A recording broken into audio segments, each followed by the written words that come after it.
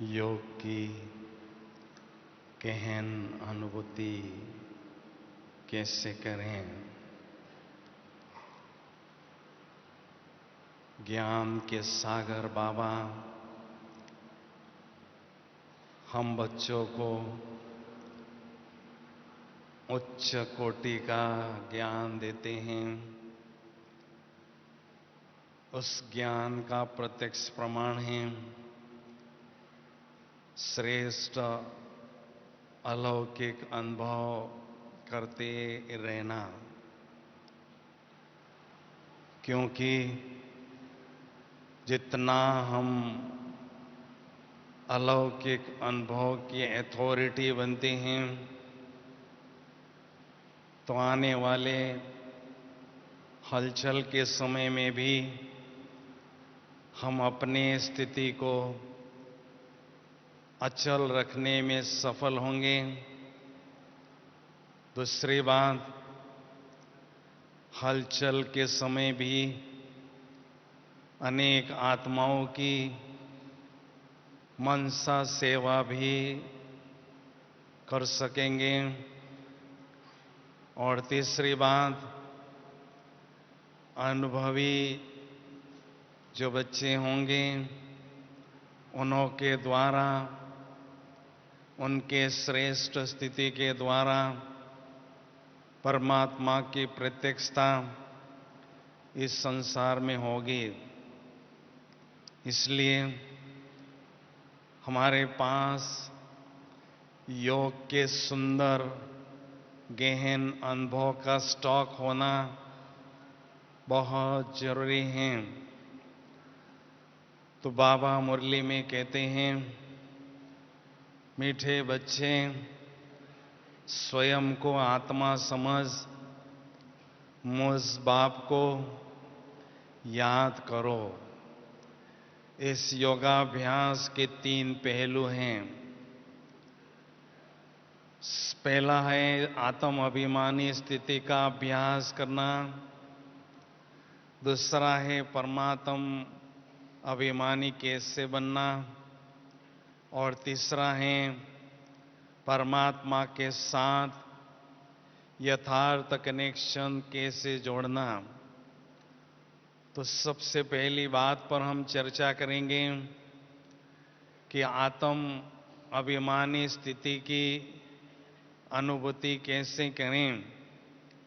सबसे पहले हमें ये बात समझना जरूरी है कि आध्यात्मिक जीवन में कोई भी अनुभव तब होगा जब अणु स्वयं को समझेंगे।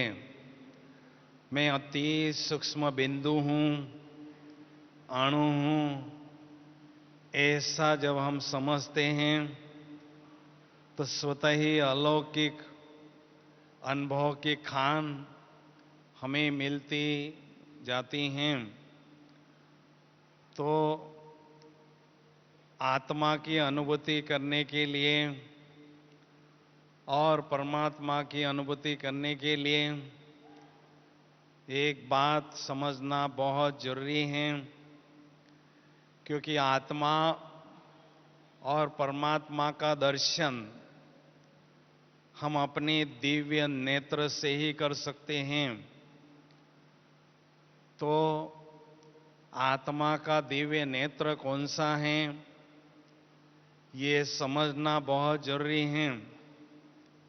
आत्मा तो एक शक्तियों का पुंज है। मैं अगर आपको 2 प्रश्न पूछूं, पहला प्रश्न मेरा है कि क्या आपने मधुबन में स्थित शांति स्तंभ देखा है?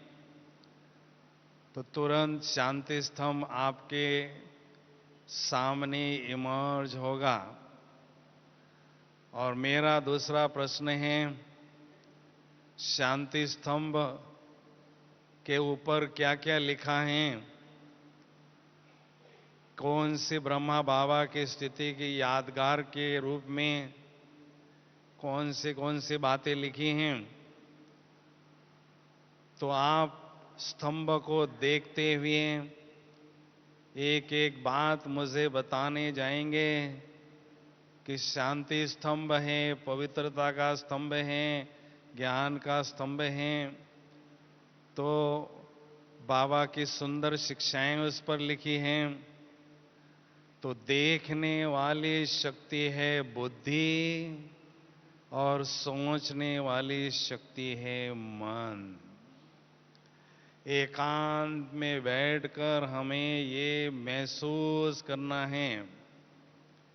आत्मा समझने के बाद जो देखने वाली शक्ति है वो बुद्धि है, और उस पर जो सोचने वाली शक्ति है वो मन है। ये थोड़ा सा सूक्ष्म अंतर अगर आप अच्छी तरह से महसूस करते हैं तो योगाभ्यास आपको अति सरल हो जाएगा। प्रायः देखा जाता है इसमें लोगों का कंफ्यूजन होता है, इसलिए योगाभ्यास कठिन लगता है। तो आत्म अनुभूति करने के लिए हमें एकांत में बैठकर बुद्धि रूपी नेत्र से भ्रुकुटी के बीच स्वयं को अति सूक्ष्म चमकता हुआ सितारा देखना है। स्पष्ट रूप से चमकता हुआ सितारा देखते हुए ये अनुभव करना है कि मैं शांत स्वरूप दिव्य सितारा हूं। शांति के प्रकंपन चारों ओर फैल रहे हैं। परम शांति की अनुभूति हो रही है। तो ऐसे हमें आत्मा के जो निजी गुण 7 हैं, उन 7 गुणों का एक के बाद एक ऐसा सुंदर अनुभव करते जाना है। उससे आत्मा का जो प्रकाश है, आत्मा का जो आभा मंडल है, वो निखरता जाएगा, वो प्रखर बनता जाएगा। तो देखने का परसेंटेज दिन प्रतिदिन बढ़ते रहना जरूरी है, और उस स्थिति में स्थित रहने का समय बढ़ते रहना जरूरी है। इससे आत्म अनुभूति की गहराई बहुत अच्छी तरह से बढ़ती जाएगी। संपूर्ण आत्म अभिमानी स्थिति अनुभव करना अर्थात 100% आत्मा का भान होना और 0 देह का भान होना, इसको कहते हैं संपूर्ण आत्म अभिमानी स्थिति की अनुभूति करना। हम सभी पांडवों के लिए शास्त्रों में गाया है, पांडव जैसे जैसे पहाड़ों पर ऊंचाई पर चढ़ते गए, साथ में पूंछ हिलाने वाला कुत्ता था, वो कुत्ता भी गायब हो गया। और जैसे जैसे पांडव पहाड़ों पर चढ़ते गए, ऊंचाई पर चढ़ते गए, तो वो गलते गए, और जैसे जैसे वो गलते गए, बाद में वो पता नहीं कहाँ गायब हो गए। तो ये अभी का गायन है। पांडव अर्थात जो बाबा के प्रीत बुद्धि बच्चे हैं, उन्हें पांडव कहेंगे। और पहाड़ों पर चढ़ना अर्थात ऊंची स्थिति पर जाना। जब ऊंची स्थिति पर हम जाते हैं, पहुंचते हैं, तो आत्मा की पूंछ जो देह की है, उस पूंछ को भी हम भूल जाते हैं, पूंछ भी गायब हो जाती है। और जैसे जैसे ऊंचाई पर चढ़ने लगते हैं, स्थिति ऊंची बनती जाती है, तो आत्मा में जो देह का भान है वो धीरे धीरे गलता जाता है, और आत्मा बाबा की याद से संपूर्ण बनती है और परम धाम पहुंच जाती है। तो ये हमारा गायन अभी का है। इसलिए हमें एकांत में बैठकर बहुत अच्छी तरह से आत्म अभिमानी स्थिति के अभ्यास को पक्का करते रहना है। कर्मातीत स्थिति अर्थात कर्मेंद्रियों के भान से अतीत अर्थात दूर अर्थात न्यारा, जो हम सारे दिन भर में कर्म करते हैं उस कर्म के प्रभाव से न्यारा अनुभव करना, ये हमारा लक्ष्य है। कर्मातीत स्थिति की प्राप्ति करना। तो इसके लिए हमें एकांत में बैठकर आत्म अभिमानी स्थिति को बहुत बहुत बहुत पक्का करते जाना है। दूसरी बात, परमात्म अभिमानी कैसे बने? परमात्म अभिमानी बनने के लिए परम धाम रूपी पीस पैलेस में हमें बाबा के स्वरूप को बहुत अच्छी तरह से निहारना है, देखना है। क्योंकि बाबा मुरली में कहते हैं, मैं जो हूं जैसा हूं, थोड़े बच्चे हैं जो मुझे यथार्थ रीति से जानते हैं और यथार्थ रीति से याद करते हैं। तो हमें बाबा को यथार्थ रीति से जानने की कोशिश करना है कि बाबा का स्वरूप कैसा है।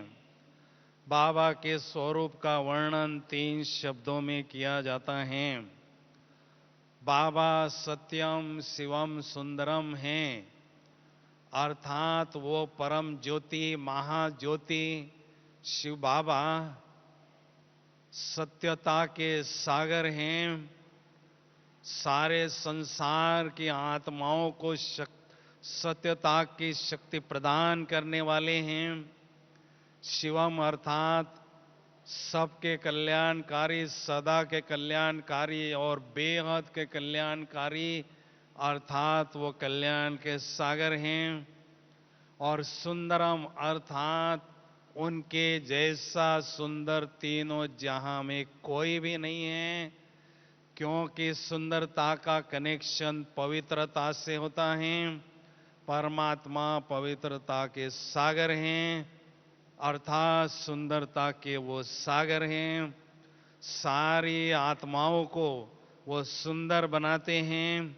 सभी आत्माओं पर जो ब्लैक स्पॉट्स ऑफ इम्प्योरिटीज हैं उन सबको मिटा देते हैं और आत्माओं रूपी सजनियों को बहुत सुंदर वो बनाते हैं। ऐसे सुंदरता के वो सागर हैं।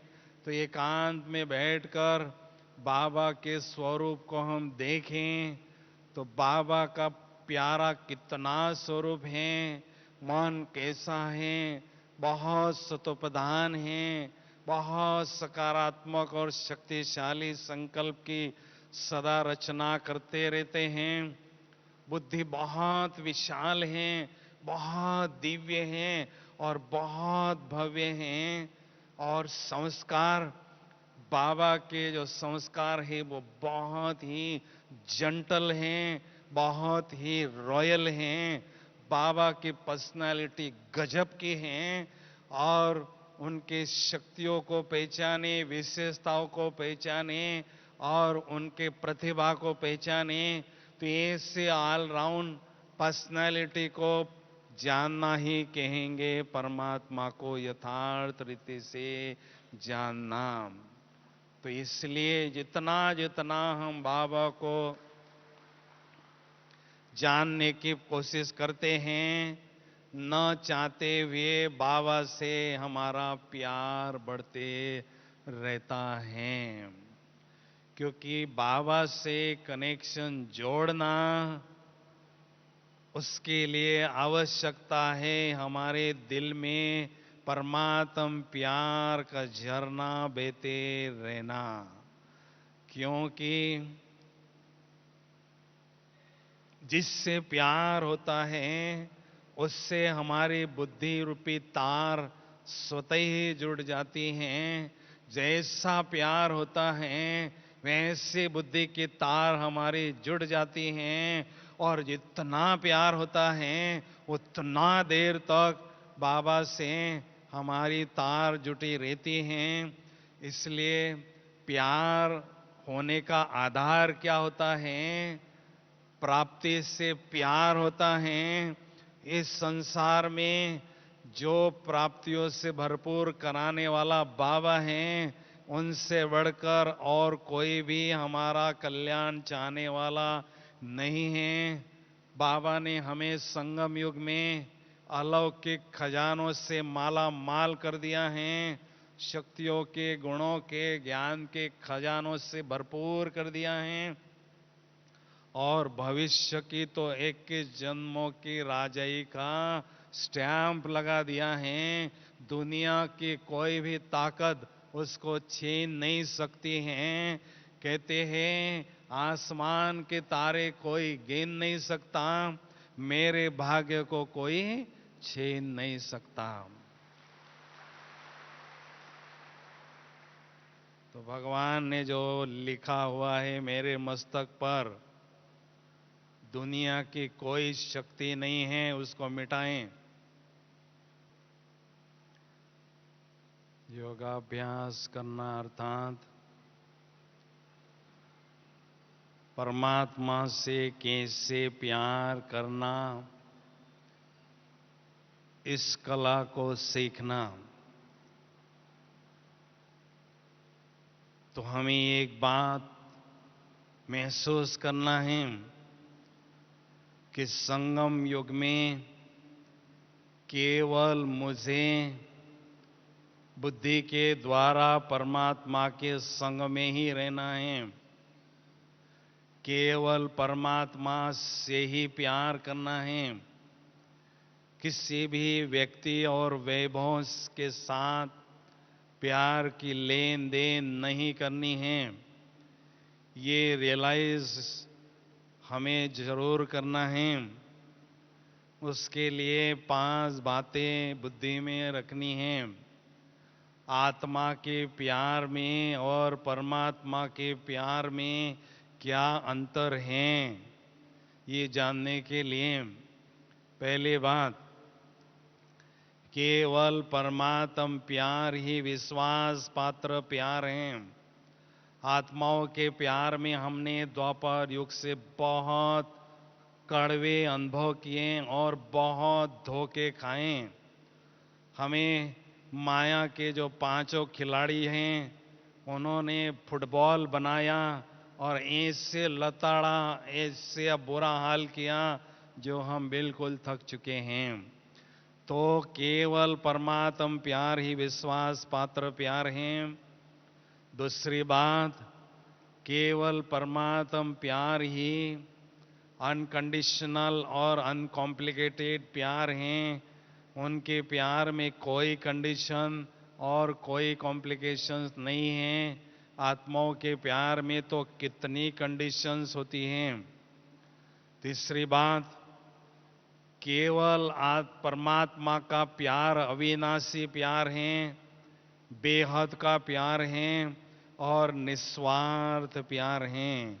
आत्माओं का प्यार तो अल्पज्ञ है और हद का है और विनाशी है और स्वार्थ भरा है। चौथी बात, केवल परमात्म प्यार ही हमें प्योर बनाता है। आत्माओं का तो शरीर भी इम्प्योर है और आत्मा भी इम्प्योर है। उनसे प्यार करने से तो हम और भी इम्प्योर बनते जाते हैं। और 5वीं बात, केवल परमात्म प्यार ही हमें होलीएस्ट और हाईएस्ट स्थान पर अर्थात ऊंचे परम धाम में पहुंचाता है। आत्माओं का प्यार तो हमें इसी घटिया दुनिया में लटकाता रहता है, मटकाता रहता है और भटकाता रहता है। इसलिए हमें परमात्मा से ही प्यार का सौदा करना है, आत्माओं के साथ नहीं करना है। ये बात पक्की ठान लेनी है। तो तो धीरे धीरे योगाभ्यास करते समय याद की यात्रा में प्रेम की मात्रा दिन प्रतिदिन बढ़ती रहें, क्योंकि जितनी जितनी प्रेम की मात्रा बढ़ती जाती है उतने बहुत सुंदर अनुभव, योगाभ्यास में गहन अनुभव हमें होते जाते हैं। हमें एकदम परमात्मा जो प्यार के सागर हैं उस सागर में लीन हो जाना है, समा जाना है। सागर के लहरों में लहराने से अल्पकाल का आनंद जरूर मिलता है, लेकिन सागर की गहराई में जब हम जाते हैं तो हमें रतन मिलते हैं, अर्थात बहुत सुंदर गहन योग के अनुभव रूपी रतन मिलते हैं। इसलिए हमें प्यार के सागर के तले में जाना है, समा जाना है, लीन हो जाना है, शिवमय बन जाना है। लेकिन इसके लिए हमें ध्यान देना है, हमारी जो लगन है वो बाबा के साथ बढ़ती रहें, क्योंकि संगम युग है, कमाई का युग है। कमाई जो शब्द है उसमें माई शब्द अंतर्निहित है। माई अर्थात माया, या तो कमाई होगी या माई होगी, माया अपने बुद्धि में होगी। इसलिए सदा कमाई करते रहें, अविनाशी खजानों से, शक्तियों से भरपूर करते रहें। उसके लिए आवश्यकता है अटूट लगन की, बाबा से अटूट प्यार होने की। तो जैसे जैसे बाबा से हमारी लगन बढ़ती जाती है, अटूट प्यार बढ़ जाता है, तो बाबा ही हमारा संसार बन जाता है। क्योंकि संसार में केवल दो ही चीजें हैं, व्यक्ति और वैभव। जो प्राप्ति वैभवी व्यक्ति और वैभव से होती हैं, वो प्राप्ति हम बाबा से अर्थात परमात्मा से करने लगते हैं, और बाबा ही हमारा संसार बन जाता है, और बाबा हमारे नैनों में समाये रहते हैं।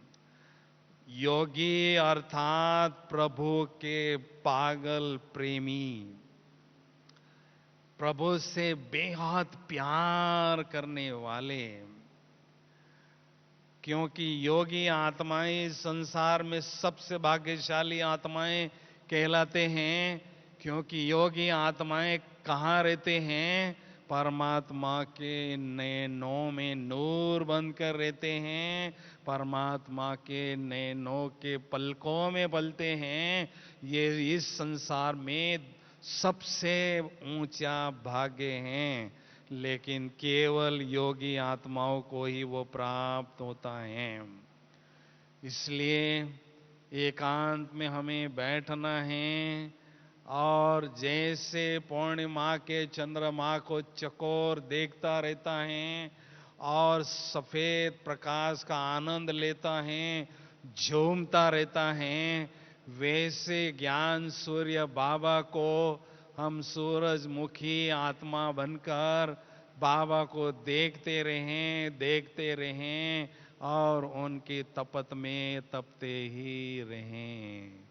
योग लगाना अर्थात ज्ञान सूर्य स्नान करना, उनकी तपत में तपते रहना। क्योंकि बाबा का इशारा है, साधारण योगाभ्यास करने का समय पूरा हो चुका है, अभी जो समय चल रहा है ज्वालामुखी योगाभ्यास करने का चल रहा है। तो ज्वालामुखी योगाभ्यास करने के लिए आवश्यकता है दृढ़ता की और एकाग्रता की। जब हम अमृत वेले या नुमा शाम के योगाभ्यास के लिए बैठते हैं, दृढ़ता पूर्वक बैठना है। आज किसी भी हालत में मुझे ऐसा शक्तिशाली योग का अनुभव करना है। तो जैसी दृढ़ता होगी वैसे सफलता अवश्य होगी। उसके साथ साथ जो योगाभ्यास हम करते हैं, बाबा से जो कनेक्शन जोड़ते हैं, बुद्धि रूपी तार का कनेक्शन जोड़ते हैं, उसमें पूरी एकाग्रता जब होती है तो बाबा से असीम शक्तियां आत्मा में भरने लगती हैं और योग की ज्वाला धधकने लगती हैं और उसमें हमारे जो कड़े संस्कार हैं, 63 जन्मों के कठोर संस्कार हैं, वो सेकंड में पिघल जाते हैं। इसलिए आवश्यकता है ऐसे शक्तिशाली योगाभ्यास को बढ़ाने की, क्योंकि हम बाबा के पास आए हैं योगाभ्यास के द्वारा आत्मा रूपी बैटरी को चार्ज करने के लिए। तो बाबा से हम एक तरफ शक्तियां लेते रहते हैं और दूसरी तरफ उन शक्तियों को यूज भी करते रहते हैं। इसलिए बैटरी चार्ज करने के लिए बहुत लंबा समय लगता है, कई वर्ष लगते हैं। इसलिए हमें शक्तिशाली योगाभ्यास को बढ़ाते रहना, ये लक्ष्य हमारा पक्का हो। और फिर योगाभ्यास में विशेष हमारा जो भान होता है उसका डिस्ट्रीब्यूशन होता है। 100% जब कॉन्शियस होता है, भान होता है, मान लीजिए आप 4-5 साल के बाबा के बच्चे हैं तो 20 या 30% से परम धाम में आप बैठ सकते हैं। इसका मतलब 60-70% यहाँ हैं। तो हमें क्या करना है, गहन अनुभूतियों को बढ़ाने के लिए जितना हो सके परम धाम में जास्ती से जास्ती भान को ट्रांसफर करना है। 100% भान वहां होना, 0 यहाँ होना, ये है योग की सबसे गहन स्थिति। ब्रह्मा बाबा जब कर्मातीत बने थे, बाबा को कोई भी मिलने जाता था, बाबा की आंखों से लगता था बाबा केवल तन से यहाँ बैठे हैं, लेकिन मन से बाबा पूर्णतया अपने को परम धाम में शिव बाबा के पास ट्रांसफर कर चुके हैं। बाबा की आंखों से पता चलता था। तो ऐसे हमें योग की गहराई को बढ़ाते जाना है, क्योंकि जितना भान हमारा परम धाम में जाता है, ज्ञान सूर्य की शक्तियों का प्रभाव उस पर पड़ता है और उसके आधार से आत्मा में परिवर्तन आता है और आत्मा की बैटरी भी चार्ज होती है। इसलिए विशेष हमें ध्यान देना है। जब हम एकांत में बैठते हैं उस समय शक्तिशाली योगाभ्यास ही करना है। अभी हम चाहते हैं 10-15 मिनट बहुत ही गहन योग की अनुभूति करना। सभी करना चाहते हैं, हाथ खड़ा करो जो करना चाहते हैं। धन्यवाद। कोई भी बीच में नहीं उठेंगे। बिल्कुल पावरफुल, जैसे अमृत वेले बैठे हैं और बाबा की याद में डूबे हुए हैं।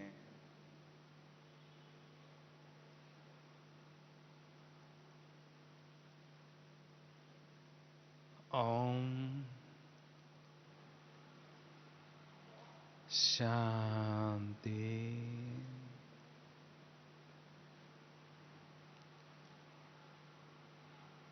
इस देह रूपी मकान में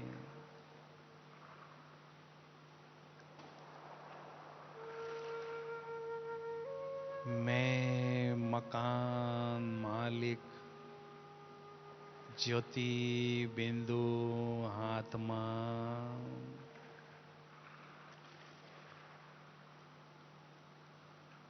भ्रुकुटी के बीच आंखों रूपी खिड़कियों के पास विराजमान हूँ।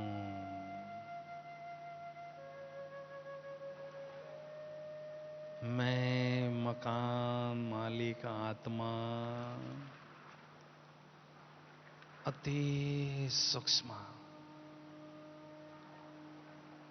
चमकता हुआ दिव्य सितारा हूं। मुझ आत्मा रूपी चैतन्य सितारे से दिव्यता की रोशनी चारों ओर फैल रही है। मुझ आत्मा रूपी चैतन्य सितारे के चहुओर सुंदर आभा मंडल दिव्य प्रकाश का औरा अनुभव हो रहा है। मैं भगवान की नजरों में आई हुई भाग्यवान आत्मा हूं। भाग्य विधाता भगवान हर रोज मुरली में मेरे भाग्य के गीत गाते ही रहते हैं। सचमुच मैं कितनी न खुशनसीब आत्मा हूं जो अपने सत्य स्वरूप को अति सूक्ष्म निराकारी स्वरूप को बिंदु स्वरूप को दिव्य चक्षु से स्पष्ट देख रही हूं और अनुभव भी कर रही हूं। मैं ज्योति बिंदु आत्मा इस देह रूपी मकान से न्यारी होकर दिव्य बुद्धि रूपी विमान में बैठकर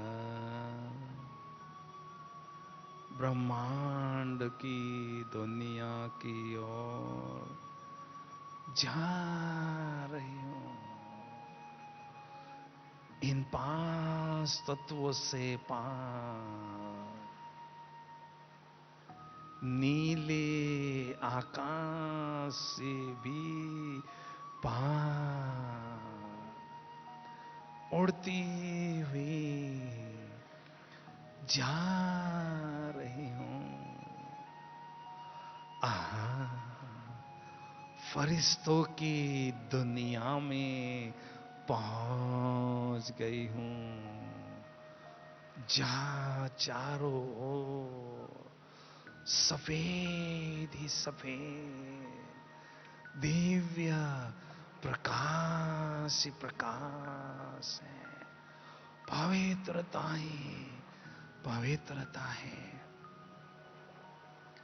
मुझ ज्योति बिंदु आत्मा ने दिव्य प्रकाश पुंज की चमकीली ड्रेस धारण कर ली है।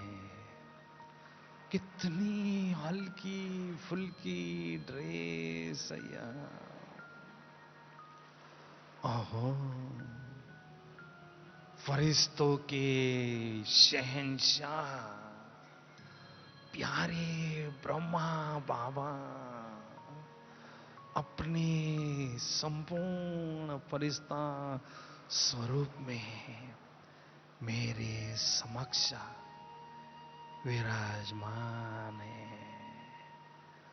अति मीठे शिव बाबा भी उनके भ्रुकुटी में चमकते हुए दिखाई दे रहे हैं। शक्तियों के सागर बाबा मुझे अति शक्तिशाली दृष्टि दे रहे हैं। मैं फरिश्ता बाबा से अथाह शक्तियां ग्रहण कर रहा हूं। शक्तियों का करंट मेरे सूक्ष्म शरीर में चारों ओर प्रवाहित हो रहा है।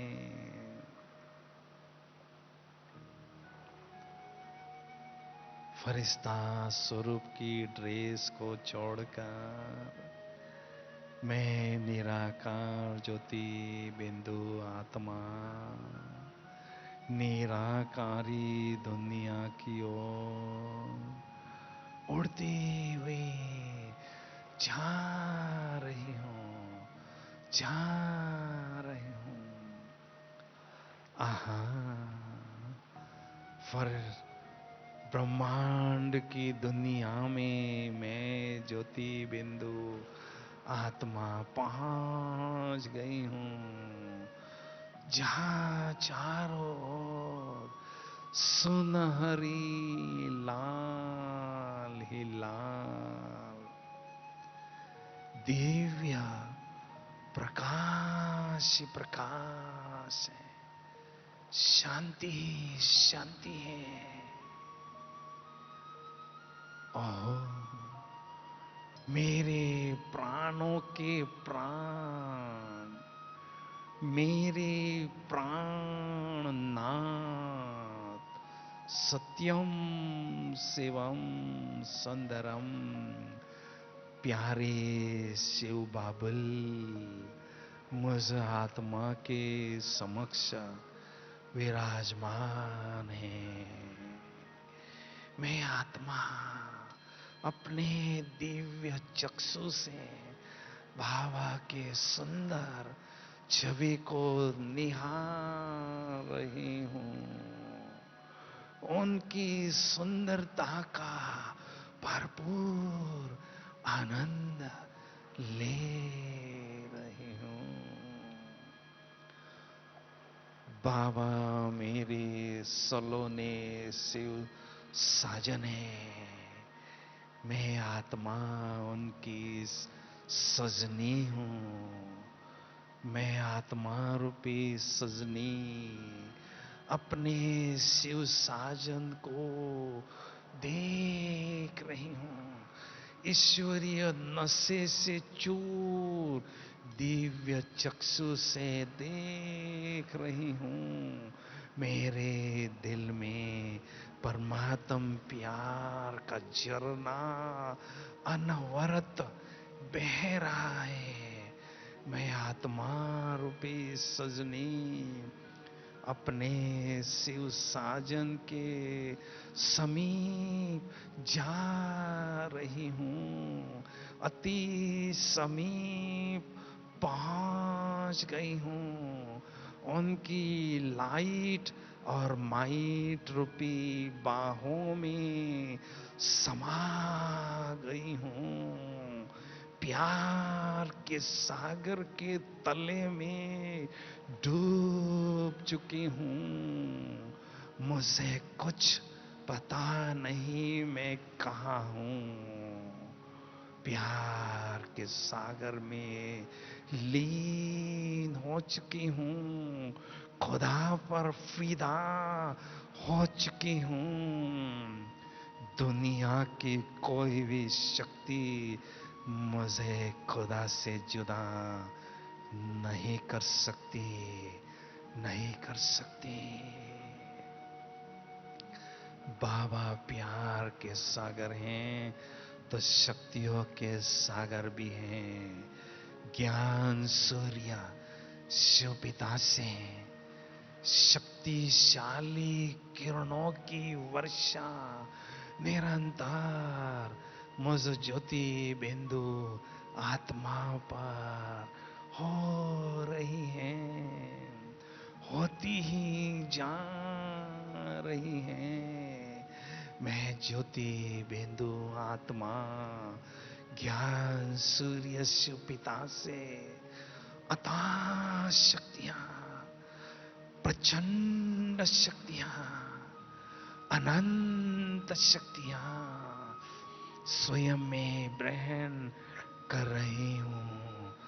योग की ज्वाला में मेरे पूर्व जन्मों के पाप दग्ध हो रहे हैं।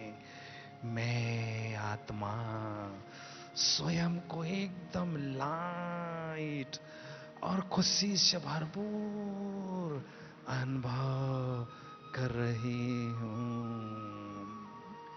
ज्ञान सूर्य शिव बाबा से शक्तिशाली किरणों की वर्षा निरंतर मुझ आत्म ज्योति पर हो रही है।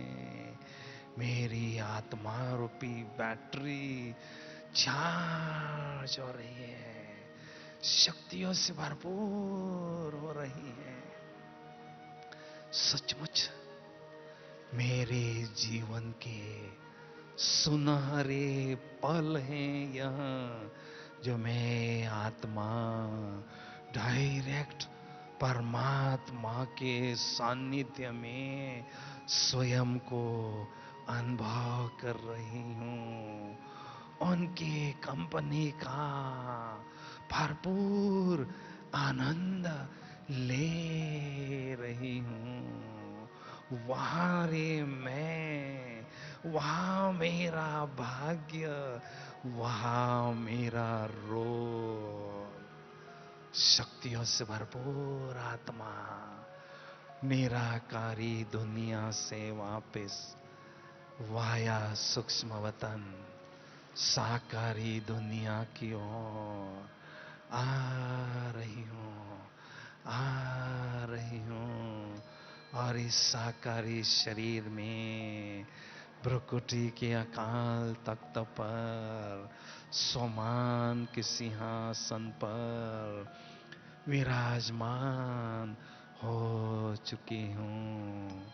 मुझ शक्तिशाली आत्मा से शक्तियों की सजीव तरंगे इस शांति वन में चारों ओर फैल रही हैं। इस वायुमंडल को भी शक्तिशाली बना रही हैं। मेरे मस्तक पर मस्तक मणि आत्मा चमक रही है, दमक रही है।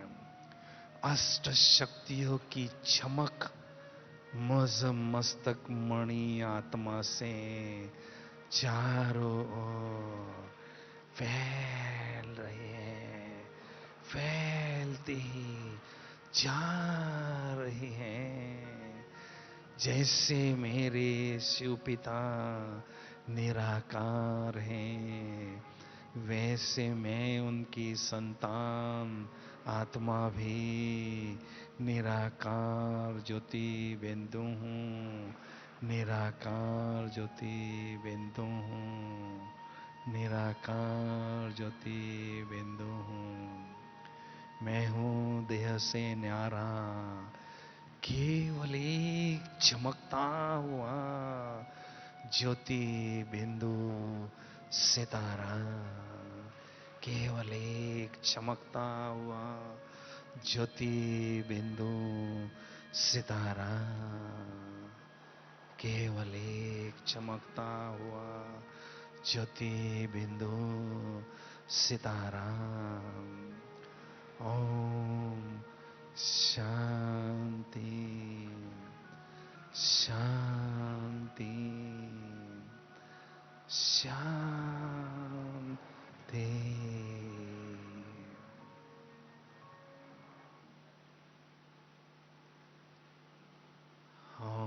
शांति।